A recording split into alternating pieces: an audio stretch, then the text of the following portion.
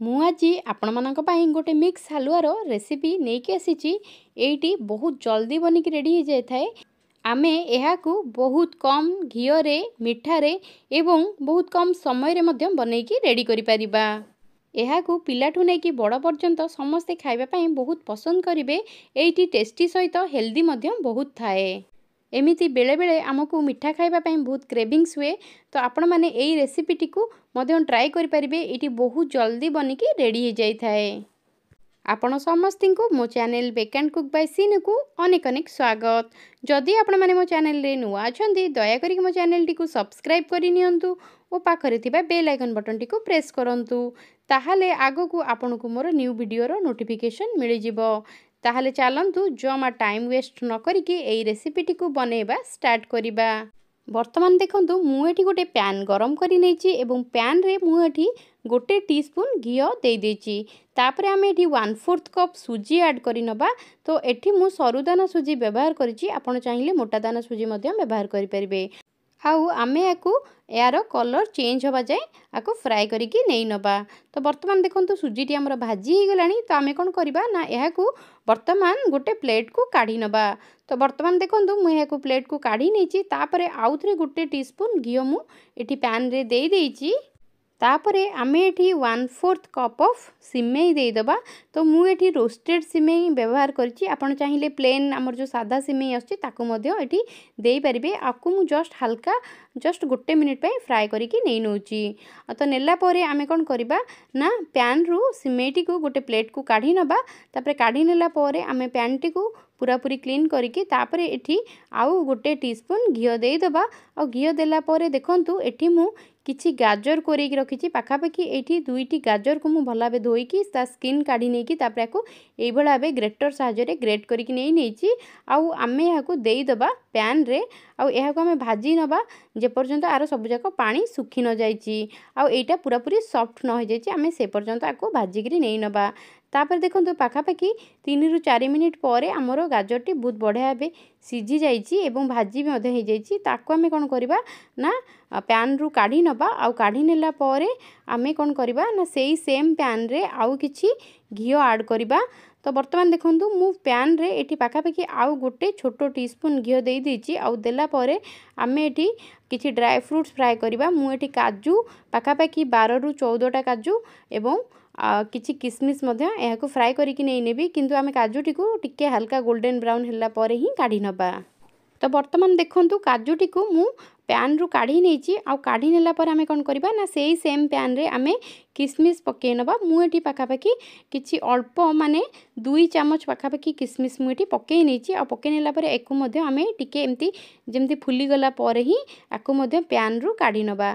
तो वर्तमान हमर किसमिस टी मध्य बहुत बढ़िया बे भाजी की रेडी हो जाइछि।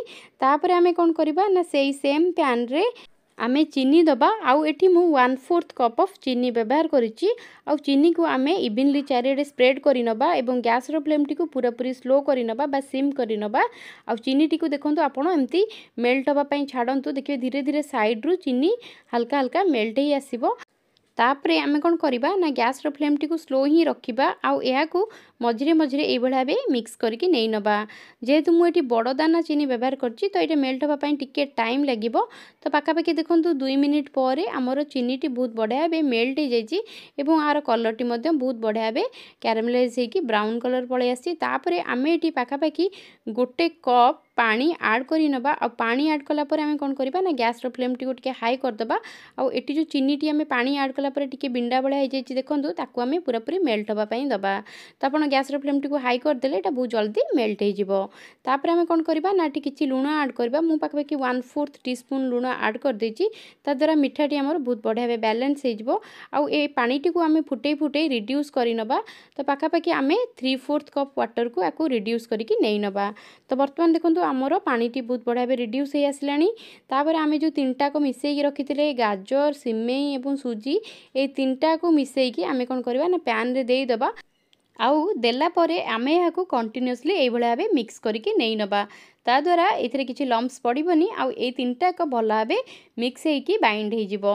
तापर देखंतु आपण टिके गैस रो फ्लेम टिकु एठू स्लो रु मीडियम भितर को आणंतु आउ एहा को कंटिन्यूअसली ए भला भाबे मिक्स करि नियंतु। तापर देखंतु मु एठी किछि खीर ऐड कर देछि पाखापाखि गोटे छोट कप रे गोटे कप खीर मु एठी ऐड करके नै नेछि। तापरे आमे एहा को मिक्स करि नबा आउ कंटिन्यूअसली एहा को मिक्स करि नबा। तापर देखिबे धीरे धीरे एठी पूरा पूरी ठीक हे आसीबो एवं एकदम गाढ़ा हे जिवो। तापर आमे कोन करिबा ना गैस रो फ्लेम टिकु स्लो करि नबा एवं एहा को ए भला भाबे मिक्स करके नै नबा। वर्तमान देखंतु एठी बढ़िया भाबे मिक्स हे आसिलानी एवं थिकनेस मध्य यार बहुत बढ़िया भाबे आसिलानी। तो आमे कोन करिबा ना एई टाइम रे गोटे छोटो चामच घियो एई भला भाबे ऊपर ऐड करि नबा आउ तापरे आमे एहा को आउ थरे मिक्स करके नै नबा।